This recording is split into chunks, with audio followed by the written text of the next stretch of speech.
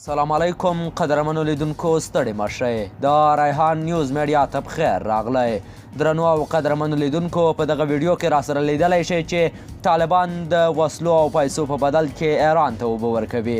او دا پوښتنه به هم در ځواب شي چې ایران په څه او ولې له افغانستان سره ضد کوي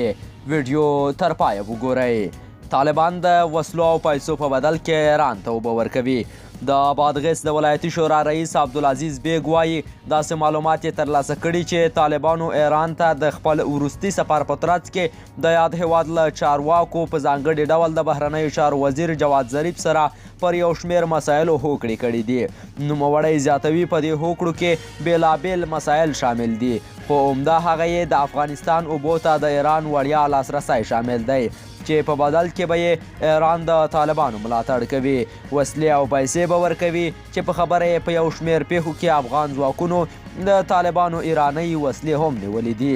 د بیګ په خبره په فراه او نیمروز کې وسلوال طالبانو ډیر فعالیت کړی دی ځکه د ایران پوره ملاتړ ورسره دی او غواړي د طالبانو په مرسته خپلو اهدافو ته ځان ورسوي د نیمروز اوسیدونکي هم اندېښنه ښیي چې طالبانو او ایراني چارواکو په افغانستان کې د اوبو شته بندونو د ویجاړولو او د نویو بندونو د جوړېدو د مخنیوي په خاطر کتلي او خامخا یې ګډه هوکړه کړې خو ټینګار کوي چې طالبان دې نور د پردیو په لمسون خپل هیواد نه ورانوي هلته بیا د نیمروز د ولایتي شورا غړي نعمت الله صدیقي ویلي چې د اوبو د مدیریت په موخه د کمال خان بندر رغونې ایراني چارواکي سخت غوسه کړي او د طالبانو په مټ افغانستان سره دښمني پالي هغه زیاتوي چې ایران حکومت په لویدیځ زون کې د بندونو د جوړولو له امله په قهر دی او څه چې په وس پوره وي هغه کوي ترڅو د کمال خان بخش آباد او پاشدان بندونو د جوړېدلو مخنیوی وشي د چارواکو او شنونکو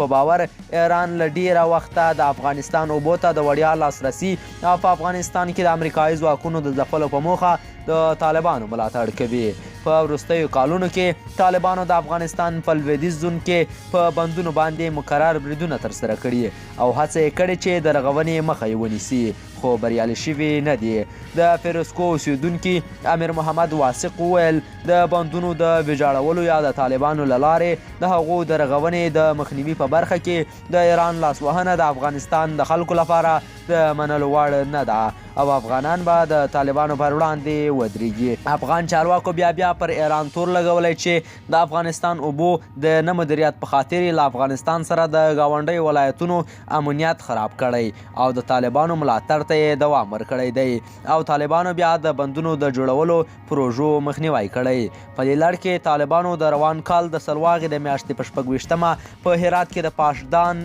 بند جوړولو 8 افغان کارکوونکي وتښتول د ریحان نیوز میډیا درنو او قدرمنو لیدونکو په دې هیله چې ویډیو او خبر به مو خوښ شوی وي تر بلې ویډیو پورې مو په پاک رب سپارم د خدای په امان